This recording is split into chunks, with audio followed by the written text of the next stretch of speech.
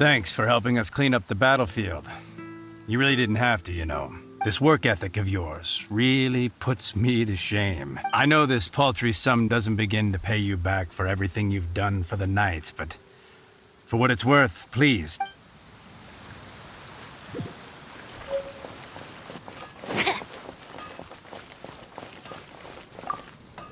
Here we go. This is it. Crisis, danger, the thrill of adventure. Adventurers Guild! Finally, our days of rescuing kittens and finding lost puppies are over! The age of adventure is upon us! Roll up, youngsters! Join the Adventurers Guild today! In this time of great upheaval, we must rally together, take on the dragon, and save our great city of Mondstadt! What? What? The Storm Terror threat is resolved? I missed the acting Clanmaster's speech?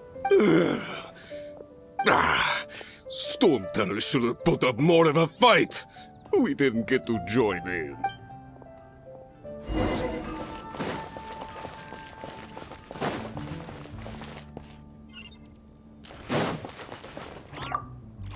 Long live the heroes. Thank you. It's finally over. Many trade routes have closed due to the Storm Terror incident. We can cope for now without fresh fruit and vegetables. But if the wine supply dries up, we're all doomed. I cannot imagine a world without wine. I hope they get the trade routes back up and running soon.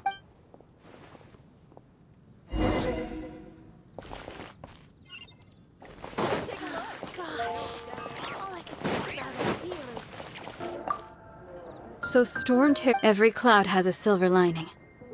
We're fortunate that our relationship with the Dragon of the East didn't sour past the point of no return. For that, we have you to thank. And Jean for her unfailing devotion. As long as we have the Knights of Favonius, peace and freedom will prevail in Mondstadt.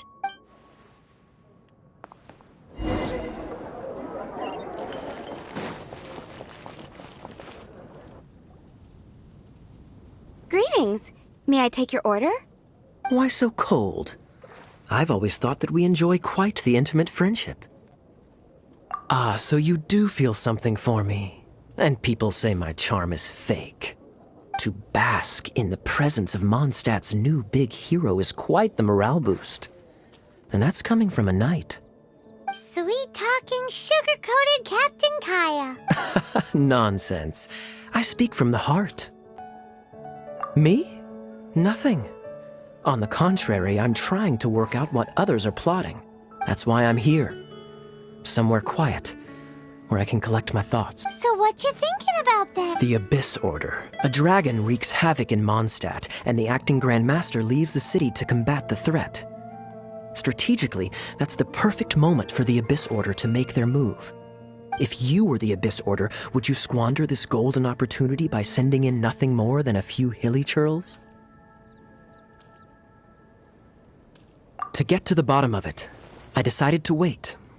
So I waited, and watched for their next move. Then came the day you made all hell break loose in Storm Terror's lair. Just as the hilichurls' cries sounded from the city gates. That same day, I saw shadowy figures lurking in the city itself. Inside the city?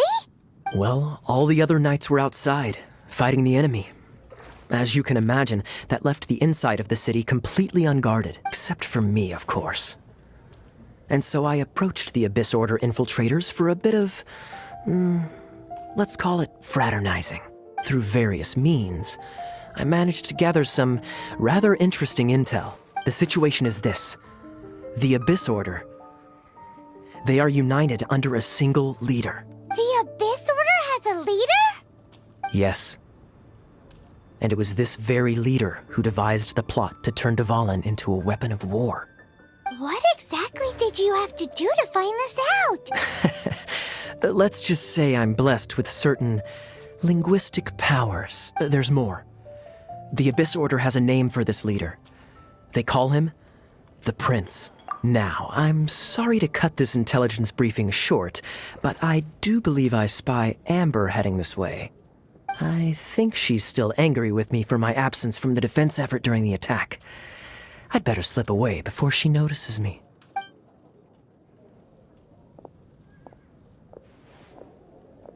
One minute I see Kaeya, the next he's slipped away. Clear sign of a guilty conscience.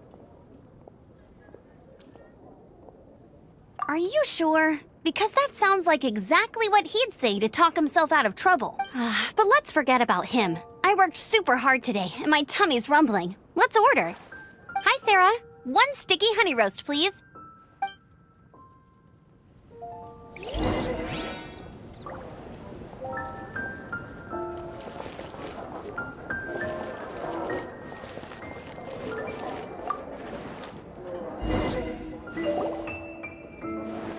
So, now the Storm Terror threat is behind us. What are your plans for the next step? Paimon thinks it's time to leave Mondstadt and keep looking through the 7 nations until we find clues about her brother.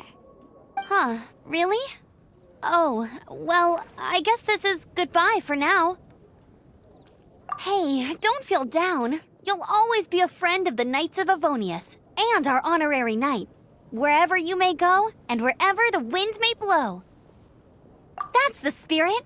Remember, Mondstadt will always welcome you.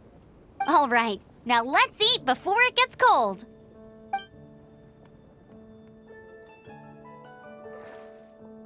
That was good. Note to Paimon, Amber's recommendations are worth the wait. Of course. Well, I don't trust myself in the kitchen. You can always trust me with the menu. Oh, I almost forgot to mention. Jean's waiting for you at the Cathedral. It's something to do with the Holy Lyre de Himmel. You'd better head there now. Today's recommendation is, haven't you heard? There's a strange wanderer near.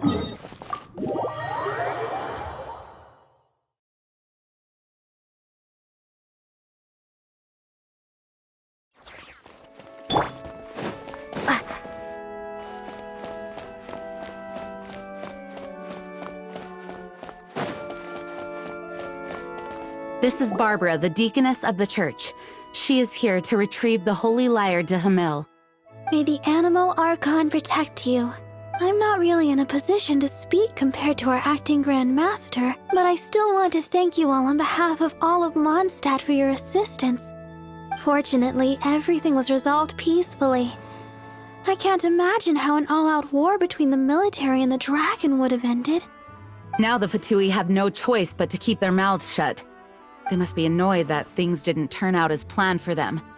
This time, they even lost their best excuse to pressure the Knights of Favonius. Diplomatically speaking, they gained nothing, and on the contrary, simply proved just how vexatious they can be. Sounds like quite the story. So, did you bring the Holy Lyre with you? We cannot ask you to keep defending the Lyre forever. The Seneschal has been pressing me for a while now. We, did bring it with us. Oh, don't worry. I'm not here to collect rent. The church has always received special funding. The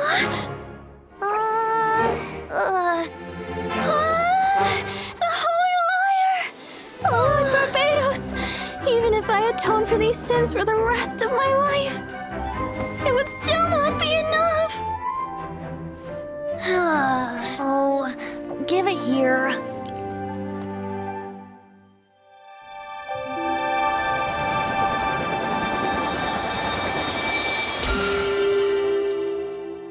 How could this Holy Lyre, but how? Huh? Let Paimon see. No.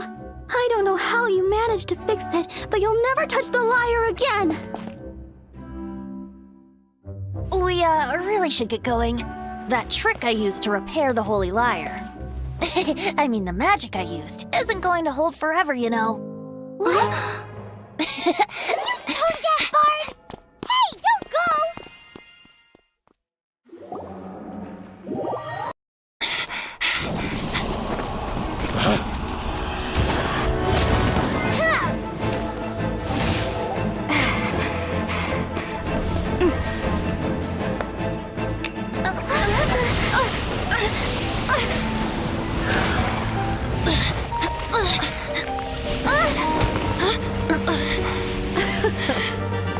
At last, Mondstadt's rodent ruler in the flesh.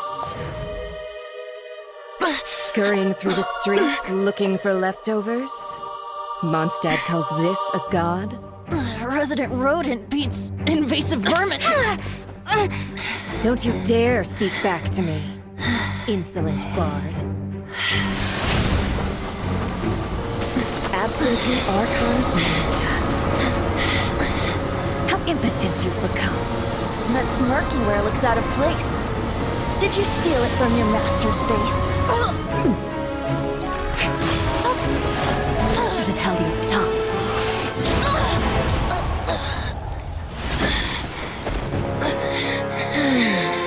So, this is a Gnosis. Wouldn't be caught dead wearing this ugly thing in public. Beauty is a waste when the beholder has no taste.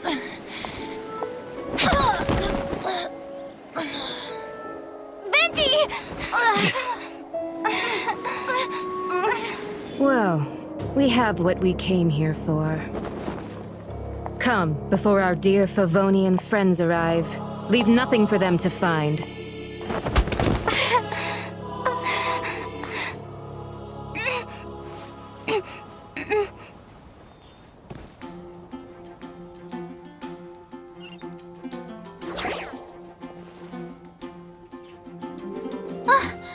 Honorary Knight, you're awake.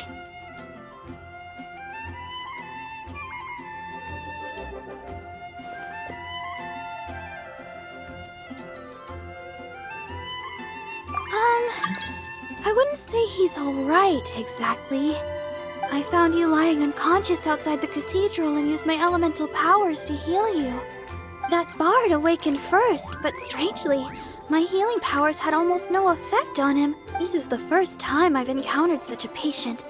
But he just said, it's completely normal, and then got up and left the cathedral. He left?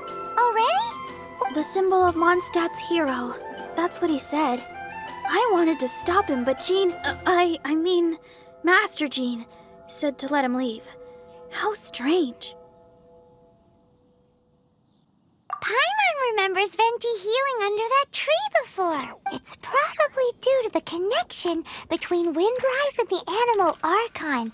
Master Jean has figured it out as well, but we can't tell Barbara.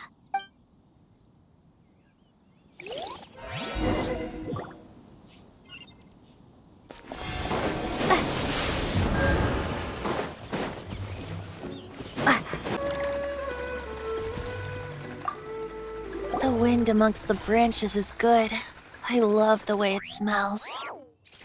I said the exact same thing last time. Why do I only say these things when I'm down on my luck? So you noticed. This isn't something I'm meant to discuss with ordinary people. But I suppose I can let you in on the secret. As you know, visions are external magical foci that only a small minority of people possess. They use these visions to channel elemental power. In truth, every wielder of a vision is one who can attain godhood and ascend to Celestia. We call such people allogenes. Allogenes? Paimon's never heard of them before. That's because this is a secret that only Archons are privy to. We don't need primitive tools like visions. Instead, each Archon has an internal magical focus that resonates directly with Celestia itself, known as a Gnosis. It's just a glowing glass ball I carry around to avoid suspicion.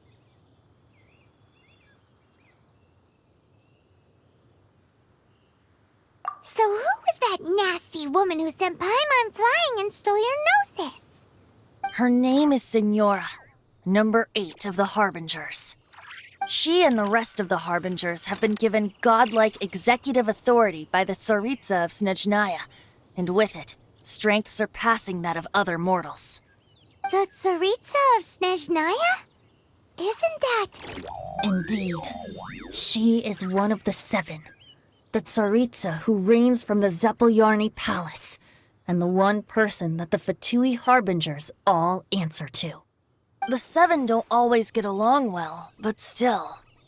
I never thought that she would plot to steal another Archon's Gnosis. How should I put this? 500 years ago, I knew her well. But I can't say the same is true now. You see, a certain catastrophe happened 500 years ago, and after that, she cut off all ties with me. But we can save discussion of the Cryo Archon and the Fatui for another day. If you seek the rest of the seven, many difficulties lie ahead of you still. You should head for Mondstadt's neighboring nation of Liyue. The Geo Archon who reigns there, unlike me, administrates his entire region personally. He only descends once every year to give his divine predictions, which set the direction for Liyue for the rest of that year. Even so, it sounds like he works much harder than a certain someone. In any case, this year's Rite of Descension is soon to begin. If you miss it, you'll just have to wait another year. What? Oh, why didn't you tell us before? Well, then bye! We're going! One moment, Windborn Outlander. Just use it gratefully. Or, better yet, treat me to a glass of dandelion wine, traveler. As you set off on your journey once again, you must remember that the journey itself has meaning. The birds of Tevat, the songs in the cities, the Tsaritsa, her Fatui and the monsters, they are all part of your journey. The destination is not everything. So before you reach the end, keep your eyes open. Use the chance to take in the world around you. Great. So, that's that for the Animo Archon's admonishments. Back to Venti time. If you want to chat, now's the time. Up till the end, Dvalin remembered his duty as one of the Four Winds. As such, I don't intend to forcibly strip him of that duty and force my ideals of freedom onto him. I just hope that Dvalin will be able to choose for himself and understand what freedom is. Before I became an Archon, I too was taught the meaning of freedom in this way by a friend. If you want to chat, now's the time. Kaeya shared some new intelligence, you say? Oh, I see. So, the Abyss Order has a prince who orchestrated the plan to corrupt Dvalin? They were probably trying to turn Dvalin into a weapon of war for the Abyss. But that said, I have never heard of any such prince of the Abyss Order.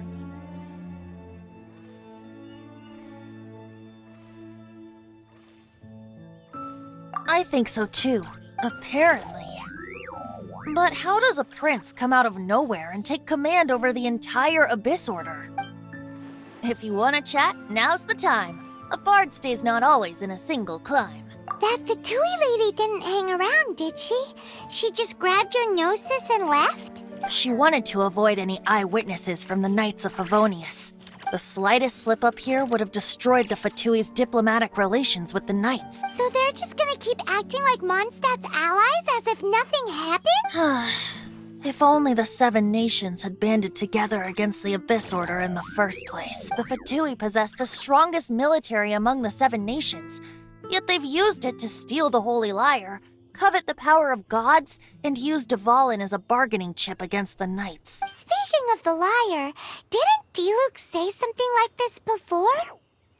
He said that the Fatui could only run amok across the Seven Nations and threaten the Knights because of the Harbinger. Yes.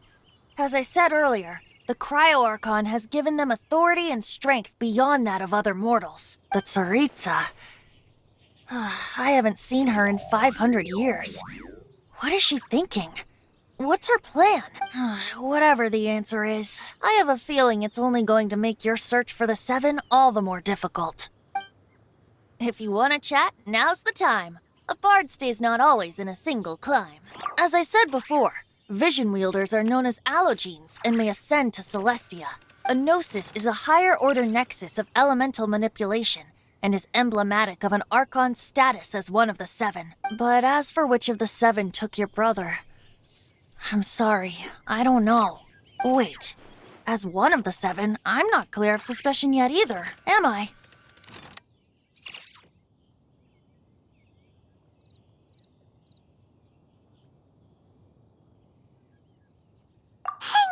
that second. Tone Deaf Bard is just one of Barbados' many incarnations. Who's to say that... We're a great team indeed. Say, once you find your brother, how would you like to become one of the new Four Winds? You don't seem too into it. Hey, Tone Deaf Bard! If being one of the Four Winds means free food, you can consider Paimon. If you want to chat, now's the time. Well then, best be off to Liyue. If the dissension ritual you failed to tally, then another year you must dally.